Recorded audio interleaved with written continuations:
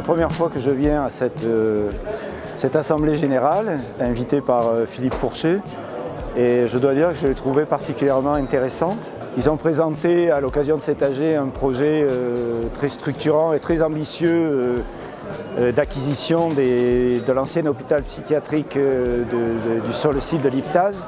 Et donc nous allons être chargés justement des études patrimoniales et des études stratégiques de mise en valeur de ce lieu, sachant que l'idée là est d'avoir une approche tout à fait innovante et nouvelle d'un site tel que celui-ci qui fait plus de 10 hectares avec 22 bâtiments, dans la mesure où on ne va pas essayer de venir y implanter un projet dessus, un projet déjà tout fait d'architecture ou d'urbanisme, mais plutôt de renverser la question en se disant mais quelle est la valeur de ce lieu, quelle est sa valeur patrimoniale, quelle est sa valeur mémorielle, quelle est sa valeur environnementale, quelle est sa valeur architecturale, quelle est sa valeur urbaine, et de se dire finalement à partir de cet ensemble de valeurs-là, qu'est-ce que ce lieu appelle comme projet?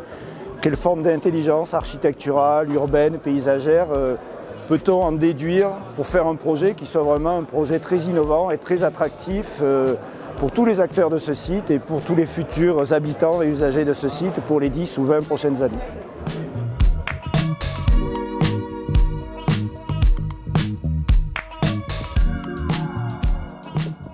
Moi, j'ai beaucoup apprécié le fait qu'il y avait beaucoup d'élus à cette Assemblée générale.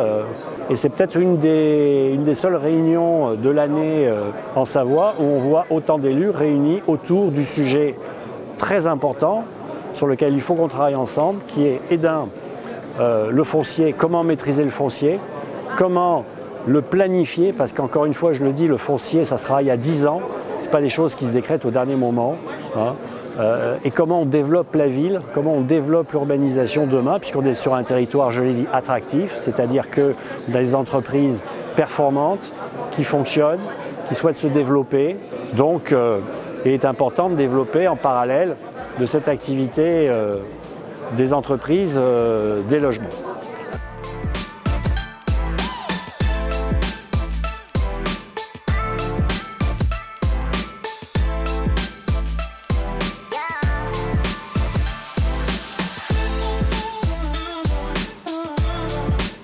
Dans le cadre de l'Assemblée générale de l'EPFL, je viens de parler du partenariat que nous avons avec l'EPFL qui met à disposition des sites pour que les gens du bataillon puissent s'entraîner et s'instruire au combat en zone urbaine. Depuis mars 2021, ce partenariat nous lie à l'EPFL et nous remercions l'EPFL de la mise à disposition de tous ces sites qui nous permettent de nous entraîner et de nous instruire en combat en zone urbaine. Un combat difficile et un combat qui est lié aujourd'hui aux opérations actuelles.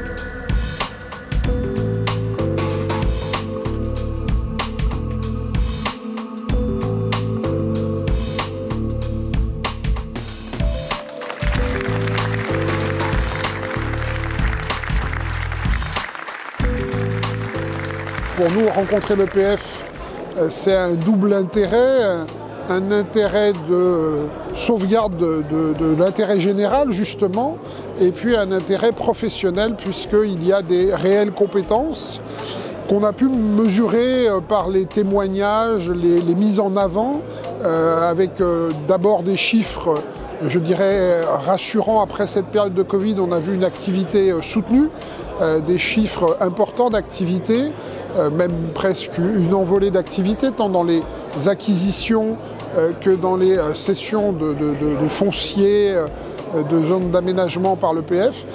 Et puis voir des projets nouveaux fleurir, alors des interventions diverses et variées sur des petites opérations, des très grandes opérations, donc la capacité effectivement à s'adapter aux différentes problématiques, et puis la capacité à se relever, à se renouveler avec des réflexions de foncières, satisfecit, avoir confirmation d'un engagement fort et puis d'une innovation, d'une adaptation de l'EPF à différentes problématiques qui se font jour, notamment sur le logement social.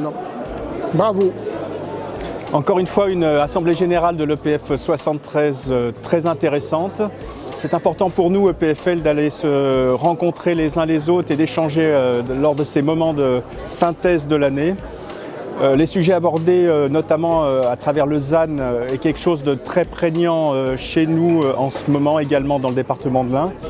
Il est important que nous soyons porteurs d'un seul et même discours et nous portions les mêmes messages auprès de nos collectivités. Les différentes interventions ont été très intéressantes, notamment au niveau de la DDT et la réponse un petit peu de l'EPFL, outil pragmatique. Et c'est important aussi d'avoir la vision opérationnelle et non plus pas seulement la vision dogmatique. J'ai trouvé que cette assemblée générale était très intéressante, avec la présentation des films. Surtout, ça nous permet d'avoir une idée de toute l'action de l'établissement public foncier du Savoie. Cette assemblée générale était aussi l'occasion de parler du ZAN. C'est le sujet actuel. C'est vraiment une sobriété foncière qu'il va falloir prôner. Il faut réinventer l'urbanisme, il faut réinventer pas mal de plans de mobilisation par rapport aux citoyens qui demandent de plus en plus, et à la fois des produits locaux et de l'espace pour vivre.